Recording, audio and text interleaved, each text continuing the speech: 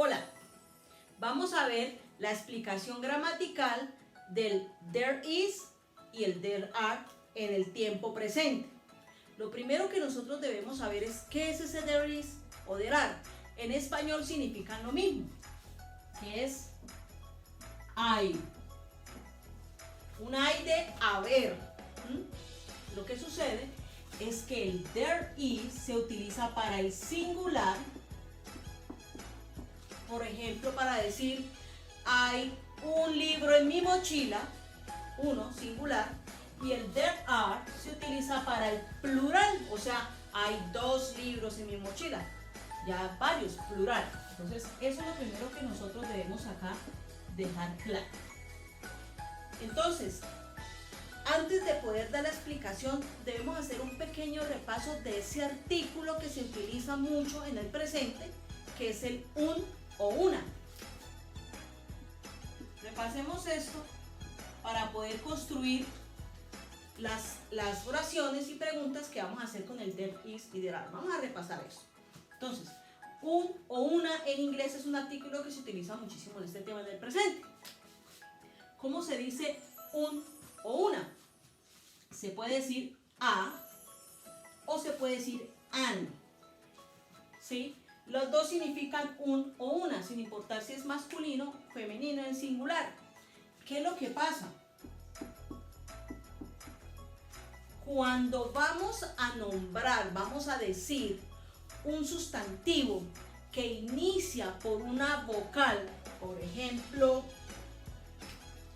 apple,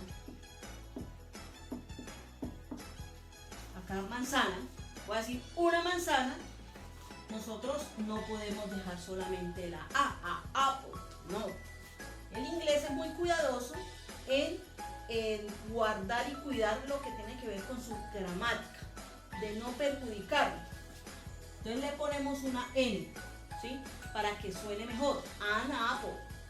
Entonces cuando la palabra a la cual tú vas a nombrar, tú vas a señalar, si empieza por una vocal, se dice an. En cambio, si el sustantivo empieza por cualquier consonante, por ejemplo, car, un carro, yo solamente coloco a. A car, porque la C es una consonante. A house, a chair, a table.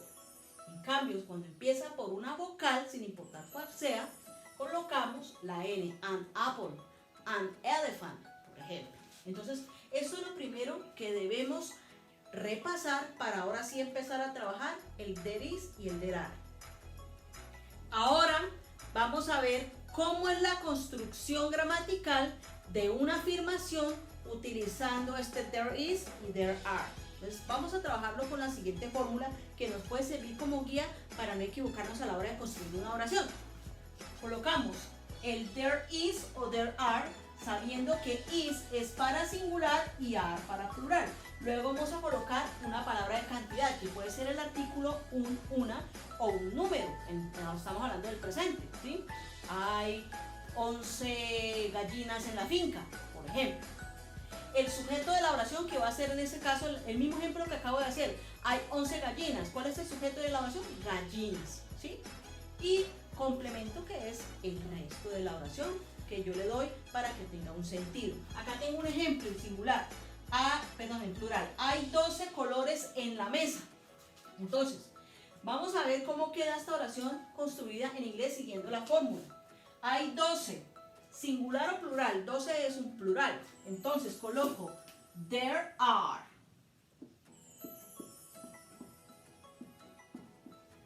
¿Cierto? Cantidad. ¿Cuál es la cantidad de la oración? 12, el número 12 sería 12. Luego el sujeto, colores. Colors. A veces lo encontramos con un colors, pero eso es en inglés británico, en inglés americano no.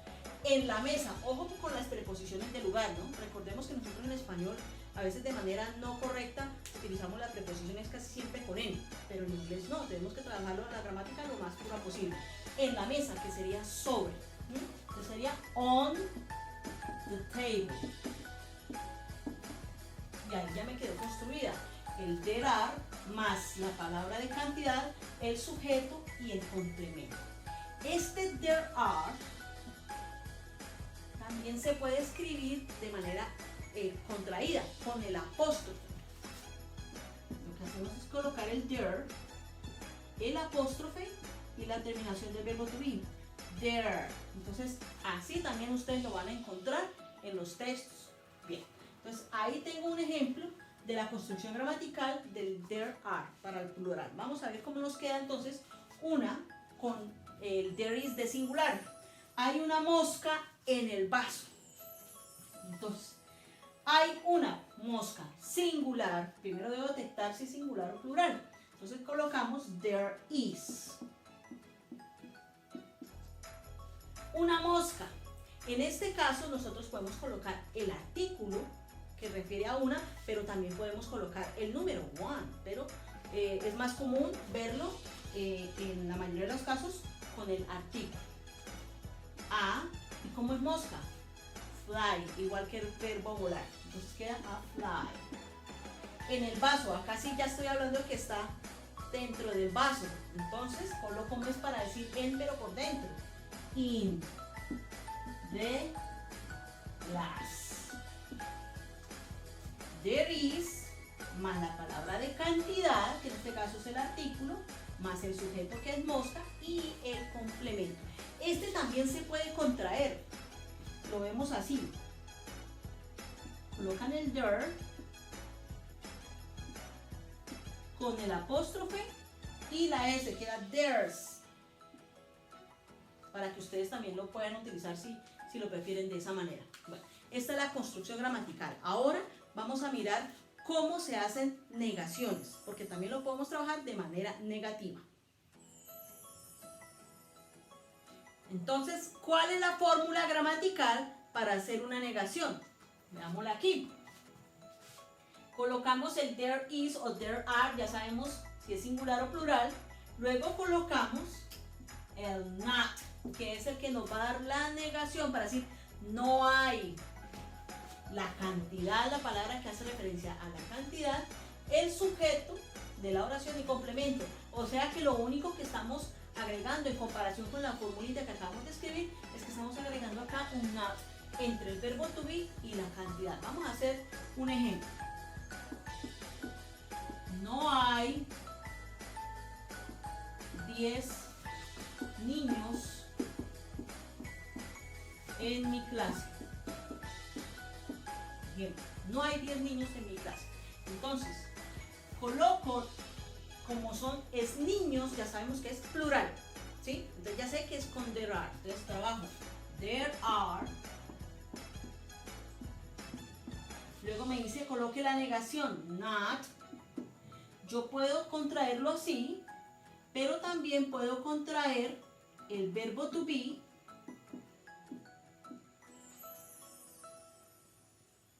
con el apóstrofe, o también lo podemos encontrar la contracción como ya les dije y el not me lo dejan solito. O sea, pueden manejar de las tres formas que quieran. There are not, there aren't o there not, como quieran. Ya coloqué la negación, luego la cantidad, ¿cuánto es? 10. Niños,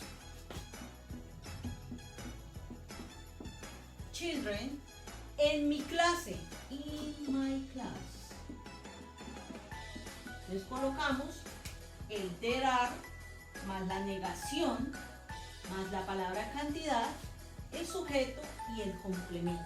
Voy a hacer otro con un singular.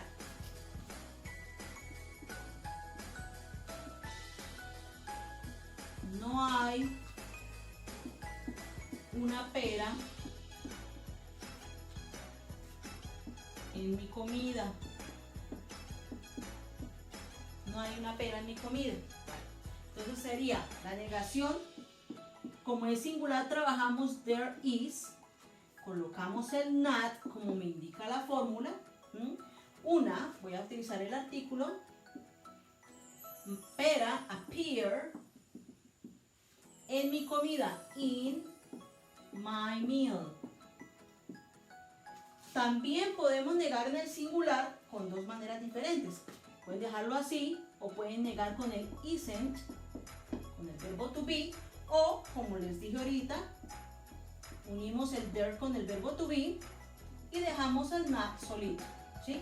Entonces, mientras ustedes están cogiéndole, digamos, la gramática, no es manejarlo de manera separada, pero es como a usted mejor le gusta. Entonces, acá manejamos la construcción gramatical del there is y el there are en su forma negativa. Ahora vamos a irnos para la parte interrogativa. Para hacer interrogaciones utilizando el there is o there are, lo único que debemos hacer es un switch. ¿Y qué es un switch? Un cambio de lugar. Hacemos un cambio de puesto entre el verbo to be y la parte del there. O sea, quedaría la fórmula de la siguiente manera. Colocamos primero el verbo to be, is o are, dependiendo si es singular o plural, y el there. Y el resto de la oración va a quedar la construcción igual, solo que al final, obviamente, porque es pregunta, colocamos el interrogante. Entonces queda is o are plus there plus la palabra de cantidad plus el sujeto, complemento y el interrogante. Voy a hacer un ejemplo y de una vez vamos a dar las respuestas. Hay 15 niñas en mi clase. ¿Cómo la vamos a pasar a inglés? Siguiendo la fórmula. Is o are. ¿Esta oración refiere al singular o al plural? Al plural. ¿Por qué? Porque son 15 niñas. Entonces coloco el are. Are there. La cantidad, que es el número 15. 15. El sujeto, niñas. Girls. En mi clase, que sería el complemento. In my class. No olvidemos el question mark. Are there 15 girls in my class? Entonces ahí ya nos quedó construida la pregunta. Lo único que hice fue un cambio de puesto. En lugar de decir there are, decimos are there. Y listo. Démosle la respuesta. Recuerden que siempre por formalidad las respuestas deben iniciar con un yes o con un no. Vamos a hacer la afirmativa. Voy a decir, sí, hay 15 niñas en mi clase. Yes. There are. Sí, hay 15. 15. Si uno quiere, pues obviamente escribir el número, pero me gusta que mis estudiantes se acostumbren a escribir los números en inglés para que lo vayan repasando. 15 girls in my class. Ahí me quedó la respuesta afirmativa, ¿sí? Iniciando por esta formalidad del yes. Y si miramos, es la misma construcción que vimos al inicio, solamente estamos anteponiendo el yes para decir que es una respuesta afirmativa. Ahora vamos a la negación. Voy a decir, no, no hay 15 niñas en mi clase. No. There aren't. Ya sabemos cómo decimos que no hay. There aren't 15